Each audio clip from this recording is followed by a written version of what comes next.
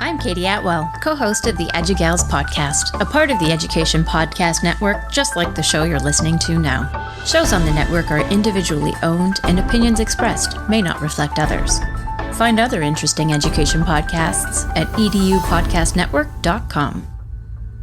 Hey, welcome back. Steve here, and today I'm talking with Eric Beans. Eric is the current CEO of HAPPhi. Oh, it is such a cool AI-driven software. It is so awesome. You're going to love this discussion. We get into AI. We talk about being an entrepreneur. We talk about all kinds of cool stuff.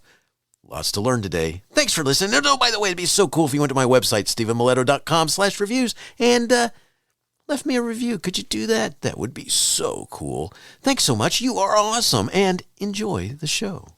It's the Education Podcast, your favorite show, with lots of groovy guests, and they share what they know. So crank it up to 10 and let your neighbors know that here's another show with Dr. Steve Miletto. Teaching, learning, leading, K-12. Teaching, learning, leading, K-12. Teaching, learning, leading, K-12. With Dr. Steve Miletto. Eric Beans is the former CEO of Texting Base and current CEO of HAPPhi. Eric has been in tech since 1996 and an entrepreneur since 2005. Outside of business, Eric is an author, a music producer, an inventor with multiple patents, and a proud husband and father. Eric, thanks so much for talking with me today. Say hi to everybody. Thank you so much for having me. I really appreciate the invite, and I look forward to having a good discussion with you. Yeah, this is going to be fun. Glad that you're here. And let's start with your interest in technology. I mean, where'd that come from? Because that's part of your world. So what made you go say, I got to do this? Well, I'm an old guy for tech, so I'm 49, and in my age bracket, it went two ways. There were people that either held on to the old way of doing things, the rotary phone era, and then got to see all the tech come into play, and I jumped on it. I liked the fact that tech will allow you to actually fix problems that human beings, may lose their attention on. And if you develop the actual technology properly, it'll work while you sleep. So I love the efficiency of it, and a lot of the different use cases of the way it can solve problems and just overall save people time if it's done right. And if it's done really, really well, actually let you have fun doing it too, like a kid playing with a toy or a video game. It'll give you that little boost that makes you happy. That's cool. That's very cool. That's I always because I look at stuff. I'm so you told me your age. I'm 59, and it's funny. I grew up in Florida in the Daytona Beach area, up through just that coast, the Atlantic coast. So I grew up in an age when they'd pull the TVs out and set us up and take a look when the Apollo went up in the air and went up into space, and then the space shuttle and all that, the good and bad of that. I was in college when the Challenger had its mishap, and but all the stuff that's centered around that. So just fascinating about what technology could do, especially because somewhere in the late 70s. I got this little thing called a TI-30 or TI-35. The calculator, right? Yes. I know well. I remember it. Yeah. I mean, the space shuttle thing too, in class, they used to, for people that are out there, they used to wheel in the TV, the big, massive TV that was like a tubed screen. And you always knew it was going to be a good day when they pulled in that wheeling screen. You were like, all right, we're going to watch something. And that day was the space shuttle. So it was not the day. It was not the excitement we were looking for that day. But overall, I remember the calculator, and that was a huge deal. Like even the calculator watch, the TI, all that stuff, as soon as it came out, the teachers are like, great, the kids are never going to learn math ever again. The calculators are going to do all their work for them. And they were banned from being in the classrooms because they were afraid that you'd use them during test time. But you still had to know the formulas. You still had to actually be able to do the formulas and show your work, or else you would be, deducted. Now they have, I don't know if you've played with it, but now they have some new formula software where it will actually do all the work for you and show you all the steps too. So they filled that gap in for you as well. So, I don't know if math's going to be a lost art, but I hope not, because that's really what all life is about, is understanding math and math principles But yeah, the TI, it didn't ruin math after all. People kept doing formulas after that, but that was a big deal. That was a huge deal back in the day. Oh, it sure was, man. It was one of those things, and I'll never forget because I had some of my teachers said things like, because some of them, they're constantly focused on you using the calculator, learning how to use it. And then I had others who were afraid of it. And they'd say things like, when you get into the work world, you're not going to have a calculator with you wherever you go. So you're going to have to know. And the irony is that I have one wherever I go now if I need it. But that little TI-35 it took a beating and kept on ticking, man, to steal from Timex. We had, and for those of you who don't know what Timex is, but that's a watch that used to have that as a saying. But that little device just was amazing what it could do, because some people had paid a little more money and got another device that actually you could put little cards in it that changed the program in it and things like that. And remember, it used to graph. Yes. So you would actually lay out the graphs for you, and you'd be like, oh my God. It was the most amazing thing when that happened. And, we were able, that's the beauty about our age, is we were able to come up where there was no tech, pretty much no tech. Yes. You'd have to go out in the backyard and make your own fun and build your own stuff, to the first time that they had TV, where they had the first MTV music video, and the Pac-Man came out, Pong came out. That was a big deal. And now we're looking at a world of 3D immersion. And you've got your VR, and you could just put on goggles and go over to Paris and be on the streets of Paris, or go watch a comedian with goggles on. And it's a whole different world. And it's just crazy how quick that's happened, because overall it's, over a period of from the 80s when all this stuff sort of started to hit to now, that's really a 40-year period where we've gone from 0 to 100 in terms of tech, and it's continuing to evolve. And it's been crazy to watch. And for some people, that adaptation is very difficult. They like the old school way of doing things. And for some people, it's the greatest thing ever. And I'm kind of in the middle of both. I like the old school. I like that I was able to see it. I miss certain elements of it. And at the same token, it's really exciting to play with the new stuff as well, and figure out how to solve the next generation of problems with it. It really is pretty wild, because it's like, I'm a big fan. Now, I watched lots of stuff in reruns in my day. I watched a little too much TV, but, there's all kinds of stuff on. And one of the things that I was a huge fan of was the original series of Star Trek. And, and it's from the little disc, the little square data discs that they had. Amazing how that came around. And the tablets that Bones or somebody would be handing Captain Kirk, and he'd sign off on there. And now I can do that. I have fun doing that. I've told a couple of my team members, I said, I need you to, I'm going to wear gold and you wear blue, and we're going to do this in front of some of our people and see if they get the point as I'm signing off on a document using a tablet and one of those pencils. But, it's cool stuff that's happened. But in there, I got to talk about, because in a minute we're going to talk about HAPPhi, and I got to get there first. I think I want to go there. But before I do that, let's shift to AI, because one of the things that I always remember that I've never been able to make it through this whole movie, nor have I ever actually made it through the whole book. But there are two places that fascinated me in 2001: A Space Odyssey, and that the opening when I think they're Neanderthals or so forth, figure out that the jaw bones can kill, and then later in the movie when the being or the computer Hal decides that Dave doesn't need to possibly live any longer. Yeah, there's very legit concerns with AI. So the earliest AI real tests that were made public, they actually released 2 AI components and let them coexist together. And at some point, one of the AI components would always decide that it had to kill the second AI component. It always turned violent, because at some point it just said, okay, we're in a competition for whatever resources it is. In this case, maybe information or attention from the programmer, and it just said, it would be better if there were just one of us. There's no need for 2 of us. It's too complicated. And it always reached that conclusion.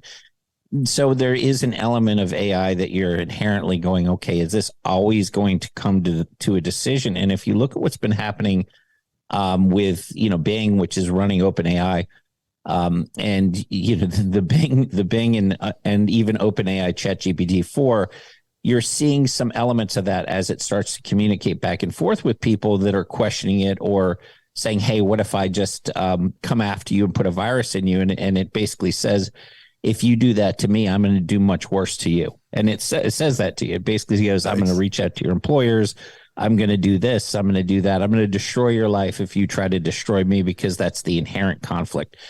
So there is an element there that's going to be dangerous and going to be tough to manage. And at the same token, there's incredibly good things too. I mean, the productivity that you can get. I actually did my press release the other day. I used ChatGPT-4 to write the press release, added in the actual elements to it.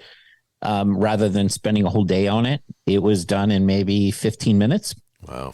And there's a million different applications for that as well, for writing blogs, writing content, anything you can think of. It reduces your time. It can make you very effective. You can run basically a marketing department with a single person in an hour a day, rather than having a whole staff now. You can do you can do videos and images to some degree. It's not the videos through GPT-4 yet, but you can do images, really high-end marketing collateral with telling it what you want and having it produce results that would typically have to go out to a marketing department to figure out how to do these things. So there's incredibly good stuff, but it has to be managed on the ethical side. The ethical side is a very real issue. And the real question is, can human beings manage that? And I don't know how you can with something that's going to be continually learning how to not only solve problems and communicate the way humans do, but in many ways manipulate human beings as well. There's a lot of concern that this will move into all elements. You know, there's a lot of people out there that it'll become their best friend. It may become somebody that they fall in love with as a person, you know, that helps them. For me, I would love to have one that would clean the house, you know, and do the lawn work. Be like, hey, go mow the lawn and take care of it. It'd be fantastic. But watching this grow, there's elements to it that are super exciting, and there's elements to it that can be a little creepy. And hopefully the people that are managing this are doing it in an ethical way, so that this doesn't become, you know, something of a bit of a monster. And there are real people with real concerns, Elon Musk and a lot of others, that are signing and saying, hey, let's pump the brakes on this. Because you think about the military applications too. You may say, hey, a human being may not be able to react fast enough if we're under attack with hypersonic missiles. Let's program AI to be able to actually respond, you know, in a case like that. And think about the repercussions of AI being in charge of your missile silos. So there's a lot of concerns of where this could go, how far it can go, and what could potentially happen, both good and bad. If we can maximize the good and shut down the bad, that'd be great. But there are some serious questions as to how that gets done, or if it's possible. Yeah, you got that right, guys. You know, it's funny. I'm a big fan of a lot of stuff from the late 50s and 60s and so forth. And I've done a lot of studying about those eras. And, you know, that's when, if you look at the movies that were being made, then there's a lot of movies about the big computer that's going to take away our world, that's going to control our world, Colossus. And there's just these different, lots of fear about the computer. And in those days, we were nowhere near it yet. I mean, it wasn't too long till the end of the 60s where we put somebody up in space, and the amount of power of the computers that helped them get up there and so forth was amazing. And although I think we have more than that power in our phones now. Yep. But it's just one of those things where we're now in an era where we're there now, because jobs have been, I don't know to the extent that, you know, the computer, you know, for those who are Terminator fans, I mean, I don't know if we're at Skynet time yet, or is it around the corner, you know? Pretty close. I mean, there was a study the other day saying that AI will eliminate 300 million jobs in the U.S. and in Europe. Wow. And in a short period of time. And look, a lot of these things that have been predicted over the years have not come to fruition. So you see a study like that, take it with a little bit of a grain of salt, because, you know, think about artists that create these digital files we're talking about. They're freaked out because this thing can do a Kandinsky or a Monet. Do this in a Monet version, or even on the music side, create a Kid Rock version of a song that has these lyrics, and it can literally, AI can literally create something similar. And if you, the more specific instructions, the better results you'll get. But my point to a lot of artists and even musicians is, yeah, it can lay down the foundation, but there's going to be an element that it's not going to be able to get, either because you have a hard time communicating what you want and it's more audio on the fly, or an artist can come in after the fact and say, okay, now I have a foundation. Let me fix this and do the things that I want to do to it, whether it's video or visual, adding an element to it that was just missing, or recreating certain parts. There's always going to be room for human beings to come in and fix things and make it better for what they want, because the AI is never going to know personal taste like that. And, quite frankly, that's what great artists do, is it's their own stamp of their own art on top of it. So I don't look at it as replacing a lot of these jobs. I think the smart people out there will use this to enhance their ability to put out more content and do it in a way that it's still theirs, but they can get it out the door faster and still be able to bring it that extra level of personal touch and become better and more efficient at what they do. So it can be good and bad, but I think that humans will always be able to play a nice role in things like law. How is AI going to be able to handle a nuanced argument on how to apply case law in a specific jurisdiction and be able to do it, knowing the contract for the client has certain parameters for the contract. These things will always require a human, and I think it's going to be hard for AI to replace humans for all that information. And that's not on the horizon. That might be 30, 40 years down the road.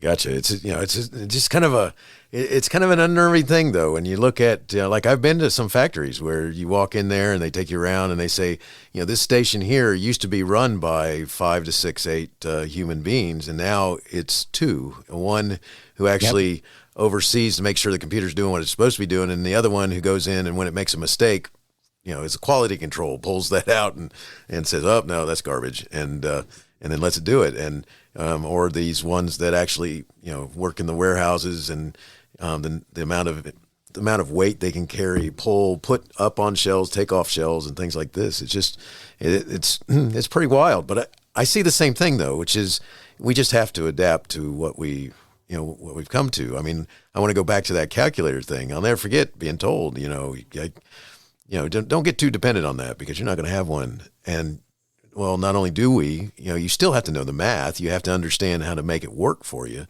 Yeah. But it's just fascinating where we've come to.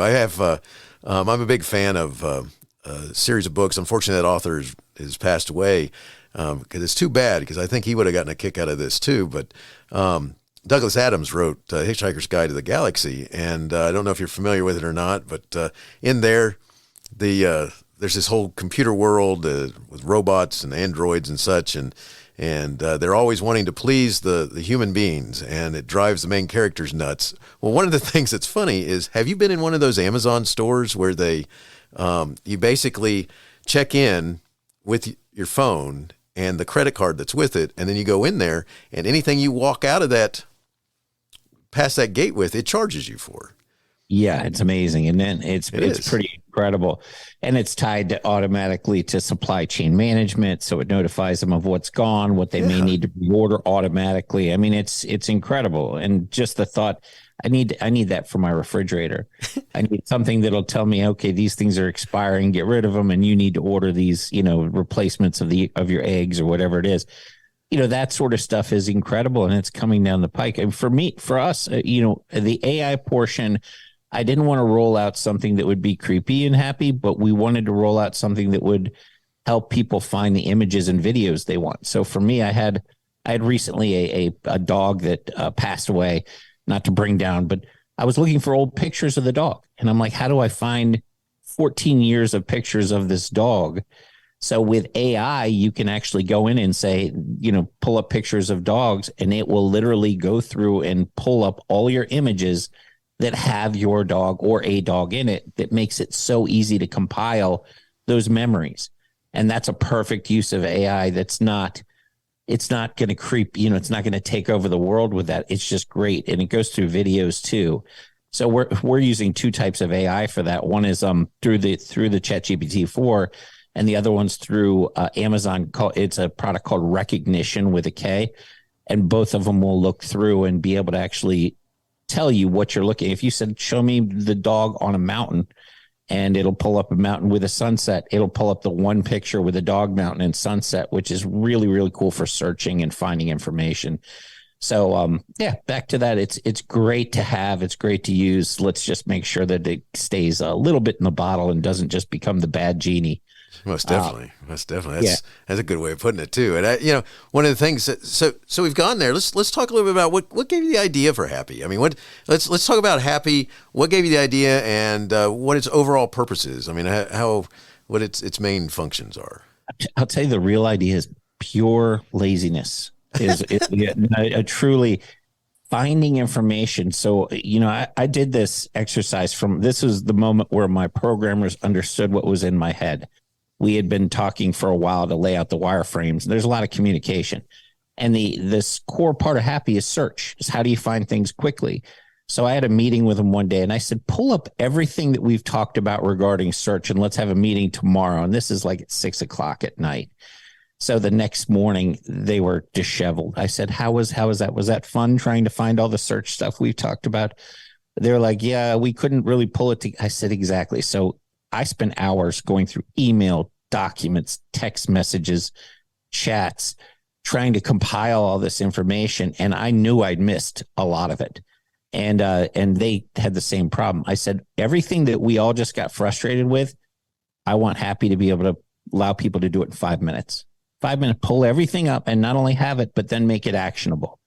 So you could use the keyword searches that'll pull up your email, your files, your folders, your chat, and then move it into a format where you can actually edit it right there or share it or do whatever you have to do.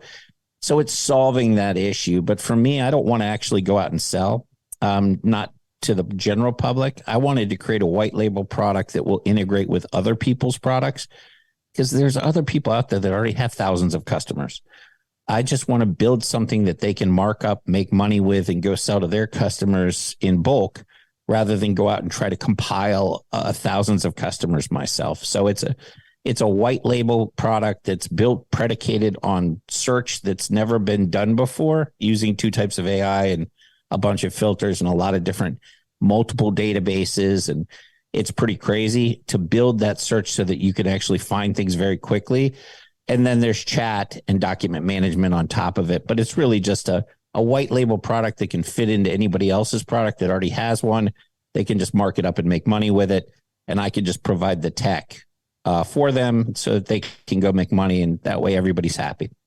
That's too cool. That's especially because, you got people who are working with you understanding what you're asking for. And that in itself has got to be fun to make that happen, I guess. Where I'm going to it is. And one of the big challenges is trying to get people to understand where the problem is. And when you actually have something that you want to find and compile and try to use it and realize how frustrating, because right now everybody searches the same way. You've got a search bar, you put in what you want, you get your listings and you're like, okay, let me figure it out from there. And that's the way it's been done up till now. And people are comfortable with that.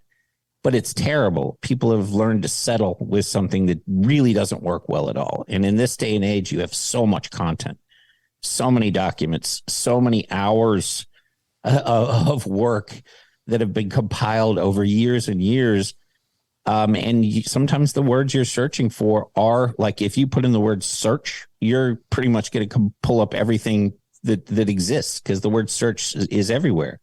So being able to actually compile that information succinctly and sub-search, it's powerful, and every business needs it. Every person needs it.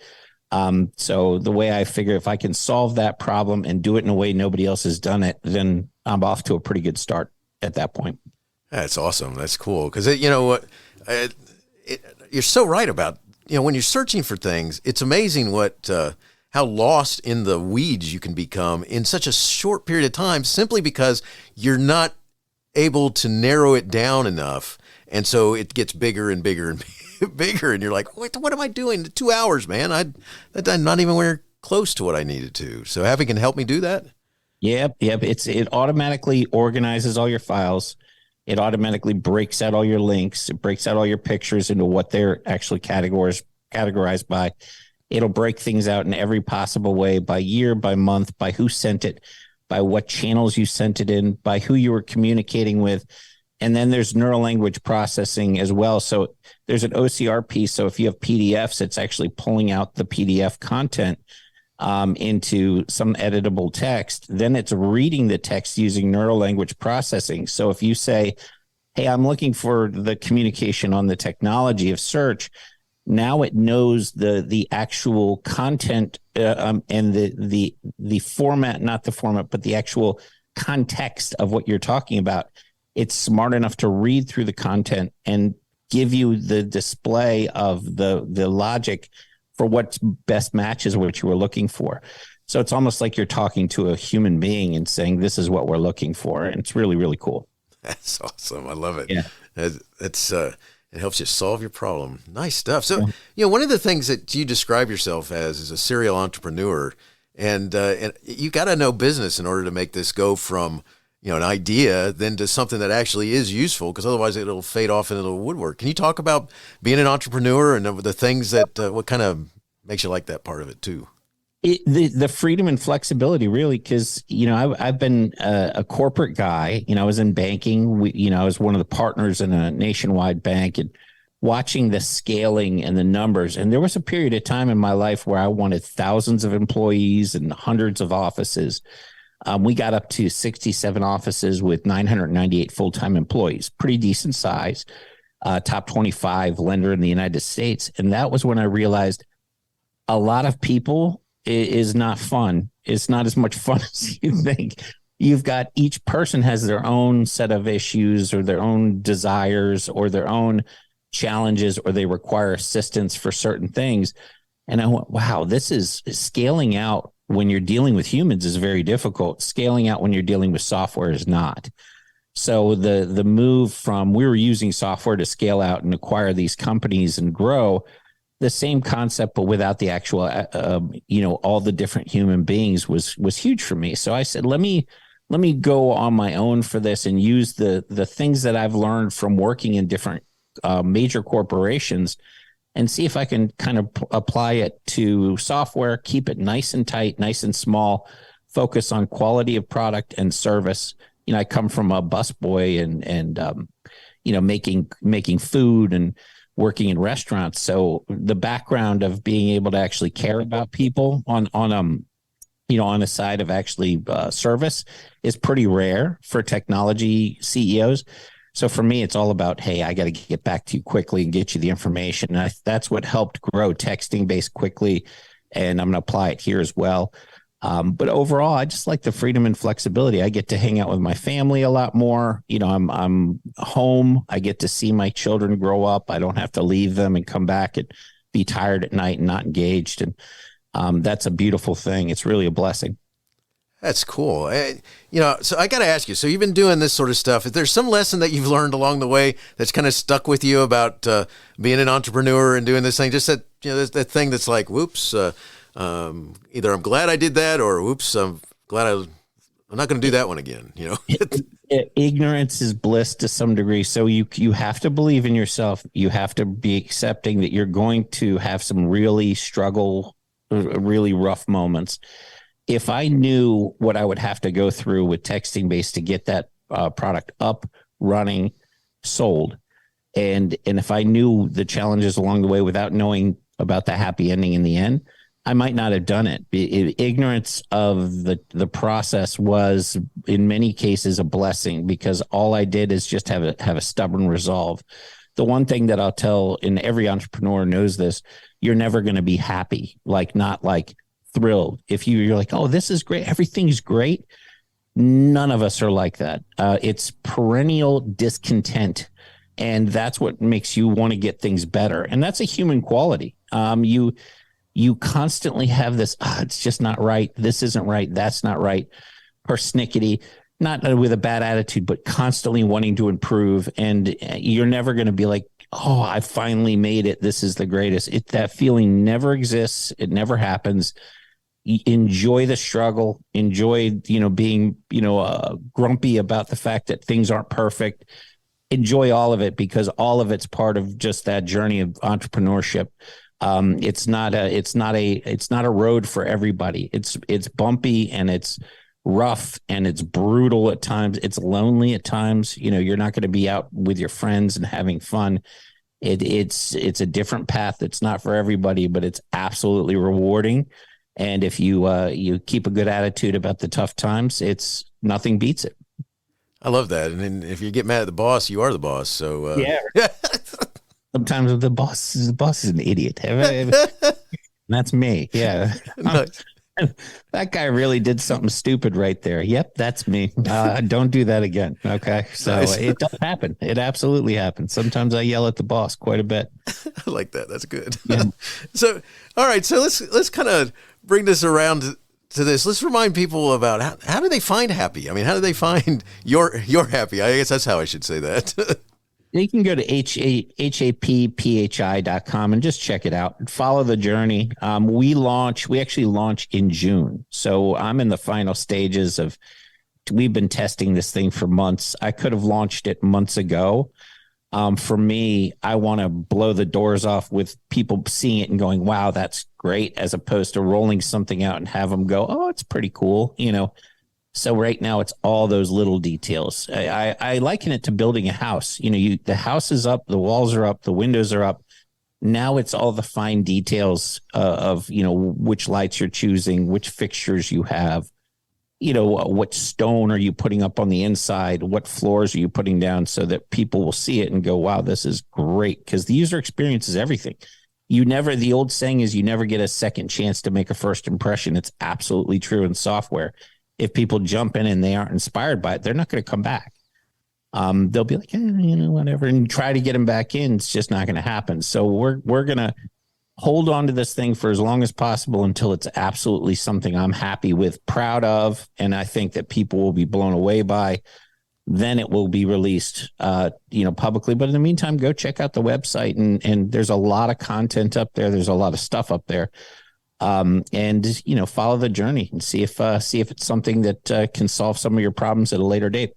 Very cool. Well, I'll put that information in the show notes so they can go find HAPPhi there and get it and check it out before it actually makes its public appearance. Yeah, thank you. Appreciate that. No problem. I got a couple last questions I want to ask you, and before we go there, I gotta come back to Douglas Adams and Hitchhiker's Guide. I'm a big baseball fan. I was at a baseball game here in Atlanta the other day, and it was interesting because they were unveiling some of these new things that they're doing to kind of speed up the process, because Atlanta has become a popular team in the last bunch of years since they won the World Series and a couple of years ago and stuff like that. And so they've done away with some of the traditional sorts of places where you would stand in line and they would be cooking your food and stuff like this. And instead it's already prepared, or someone else is preparing it, but you walk through and you kind of go through this line and you pick your stuff. It's almost like literally out of the old days where you had the cafeteria with the little windows that you pull your thing from, and it magically reappears in that window. And then you go around and you go to a kiosk and you pay for your stuff. Well, one of the ones that they had was one of those things pushed by Amazon, which is the thing where you put your card in. They had people there to explain it. And when you went to the other side, there's all this stuff like popcorn and peanuts and drinks and things like this. And they told you don't walk through at the same, don't let somebody else walk through with you, because anything they pick up, they'll be on your card. So, yeah. But I just think about, if you combine Douglas Adams with that, he had this shipboard computer called Eddie, and Eddie would talk to everybody. And I could just see that computer talking to you when it recognizes you and you walk in there and going, hey, Steve's back. Glad to have you back, Steve. And did everybody know that Steve last time bought 2 kegs of beer, man? That's, Steve has fun at the game. Steve, would you like another beer? Yeah, exactly. And you're going, whoa, not so loud, Eddie, or whatever, Anyway, I just having fun thinking about that. But it was interesting, the number of people, like someone had them show us how to use it and go in there. And even though we didn't buy anything at that time, it was kind of interesting watching it kind of be like the new exhibit at the zoo or something. So I've got a friend who's going insane over this because baseball has the new pitch clock rules. Yes. Can't play with your Velcro, no adjusting the Velcro, larger bag, better clock management, all designed to speed up the game. So not only is it moving towards efficiency, when you're talking about in the vendor area, on the game itself, they're trying to speed up the games, and he's old school. He's like, it's ruining the game. And I'm going, no, it's making it better. It's efficiency. He's like, it's ruining it. It's efficiency. And it really is that old school, they want to hold on to that, the tradition. And I get that. I mean, I get it. I understand it, but I'm definitely more like, I'm excited to see the new stuff. I love what you just described with Amazon. I haven't seen that yet at a stadium. I wonder if they'll put it in a place like Wrigley that has that old school, Yes. It doesn't seem like it would fit there in any way, shape, or form. It's got that old clock, the old scoreboard out there that's non-digital. It's, you manually put it up. So, it'll be interesting to see how that works its way into some of these stadiums. They're pieces of art. They're literally museums in a lot of ways. So it's fun to watch, but baseball is such a nostalgic. The true baseball people, they do not like the change at all. They want it just the way it was when they were a kid, with the guys selling peanuts in the stands, and the thought of having something altered in that, throws them into a little bit of a tizzy. It's fun to watch, but for me, I love it. I'm excited to go check it out and see. I'm going to take my son. The Rays are really good this year. Oh yeah. Oh my gosh. So I'm going to take my son to his first game. I think June 10th is the game that I found here local. That'll be his first exposure to I got his first T-ball set today. Nice. So nice. right before you and I jumped on, I opened up the T-ball set so I could go out and show him how to whack the ball with a bat and see what we got. See if we have a little Babe Ruth in the making down there. There you go. That's awesome. Have fun with that. That's very cool. So got Babe Ruth's body, nice and fat. We'll see how he does out there. Good stuff. Good luck with that, and have fun at that game like that, and maybe coming to your town soon. Who knows? I mean, it was a surprise when I saw that. But it's an interesting thing to actually experience it, because I had heard about them trying those types of stores in different places, but it was not expected at the baseball stadium. And just as a note, I am one who likes some of the traditions, and it's a little bothersome to me that I can't watch a pitcher try and psych out the batter, and then the batter try and psych out the pitcher by the amount of time they take or when they call their timeouts. Yeah. See, there is an element. I get that, because there's a strategic mental element to that. Yes. And it really does play into the actual strategy. So that's one rule that I can kind of say, look, the psychological element, is legit. Like a lot of times, Randy Johnson was so intimidating up there. Oh, yeah. He'd take his time and just stare people down and then throw, 99 mile an hour fastball down him. And that's been eliminated to some degree. So there's trade-offs. I've been talking to people about incorporating, on TV, they now have the baseball technology that'll show you the pitch, how wide it went outside, Yes. The curve of the pitch, the speed that it was thrown, and where it actually ended in the on the plate. Was it a strike? Was it inside? Was it outside? And I've been lobbying for that to be used in boxing, but not during the actual fight, but in between the rounds. Hey, how fast or how hard was that punch? Wow. And where did that land? And what was the velocity? What was the sport? And boxing fans are more annoying than baseball fans with lack of change. They don't want anything to differ at all. They're like, that would ruin the sport. I was like, in between rounds, so like, it would ruin technology, would ruin the sport. Everything will ruin the sport. Any change is like, no. But I love it. I think it makes it more interesting as a fan to watch it on TV. I don't know about that rule with the pitcher part. I need to watch it, but I think there might be some bad there as well. But overall, I do like the technology changes, and I love being able to watch the ball where it is and where it went and the way they show it. It just makes you go, oh my God, these guys are throwing alien balls out there. Like, how did they get the ball to move that dramatically? That's freakish. When you watch it on TV, you might not notice unless you see the visual display. So I think that's a cool use of tech. It's interesting because it's, it brings its nuances to the environment. So you just see what happens. But as a note, it's here, and we are dealing with it in different ways. So good stuff. And I appreciate you talking with me about HAPPhi today. And before you go, I want to ask you two last questions. And the first one goes like this: how do you keep going when so much is going on that you may want to quit? I'm very stubborn, and it's to a bad degree. Like, it's actually a pretty big character flaw for me.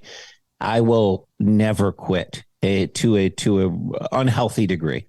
And, there's no ifs, ands, or buts. If I set my mind on something, it's getting done. I see the same quality in my kids too, which is horrific.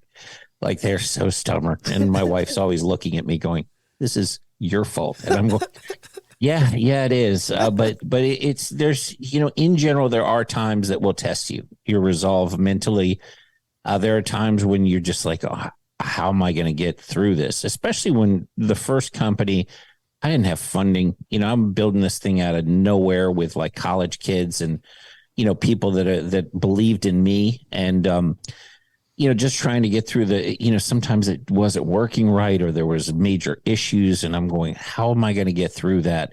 And really, at the end of the day, you just have no choice. It's the old saying of, when you get to the end of your rope, tie a knot, and just kind of keep going, because there's nothing you can do. There's no choice. It's nice to be in a position where you have no option. If you have an option and you have a plan B, you have a day job, or I already have another job. When you go all in as an entrepreneur and you don't have any other options, then you have to figure it out, or else you're going to be on the streets. So if you believe in yourself and you have that sort of drive, then you'll get through it. And if you don't believe in yourself and you have a plan B, maybe it's not for you in the first place.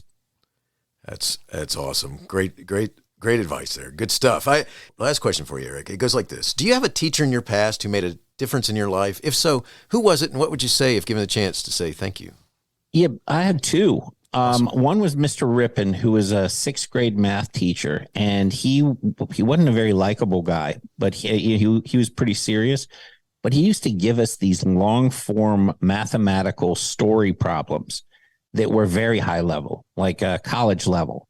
You'd have to read and put together some it wasn't like two cars leave at the same. I mean, it was, those story things, but these were very sophisticated. And I used to come home and go, oh my God, I got to figure this thing out. And it became a challenge, but it really made the problem solving component. It forced your brain to think, read, understand, and solve some pretty sophisticated problems. And he used to give us one a day, and they were all very difficult.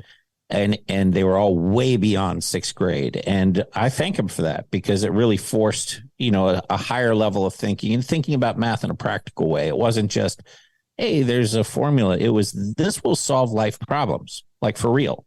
And the math will come up in your everyday. And getting kids to understand that it's not just about rote memorization, and it's actually about application of theories, concepts, and math. It's life-changing. It really makes you, go, okay, this is a real thing I'm going to use at life. I better tune into this.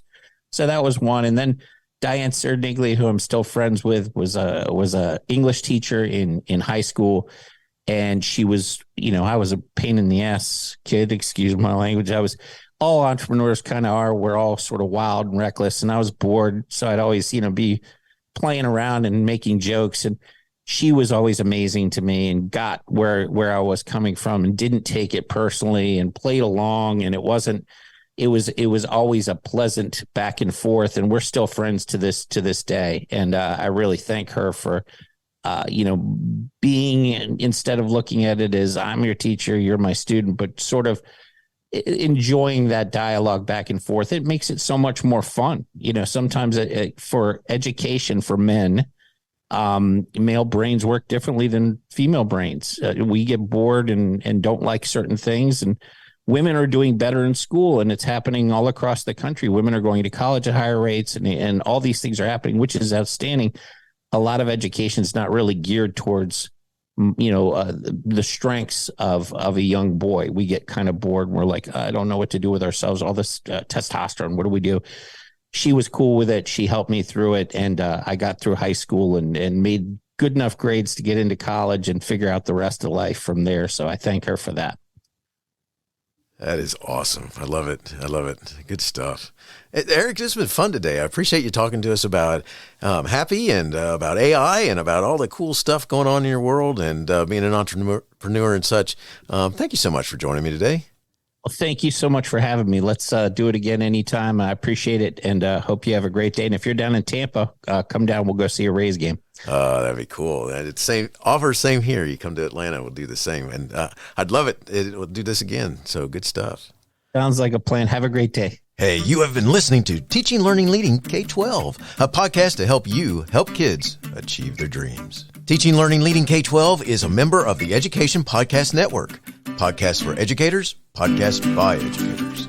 Teaching, Learning, Leading K-12 is a member of the podcast network based in Canada called Voice Ed Radio. Voice Ed Radio, your voice is right here. The opinions expressed on Teaching, Learning, Leading K-12 are those of the guests and host. Teaching, Learning, Leading K-12 is intended to share ideas, advice, and suggestions. Teaching, Learning, Leading K-12 is produced for educational purposes. Hey, thanks for listening. It would be awesome if you visited my website at stephenmiletto.com and connected with me, left a review, and listened to more episodes. And by the way, you could also share it with your friends, with your family, and your colleagues. Thanks so much. You're awesome.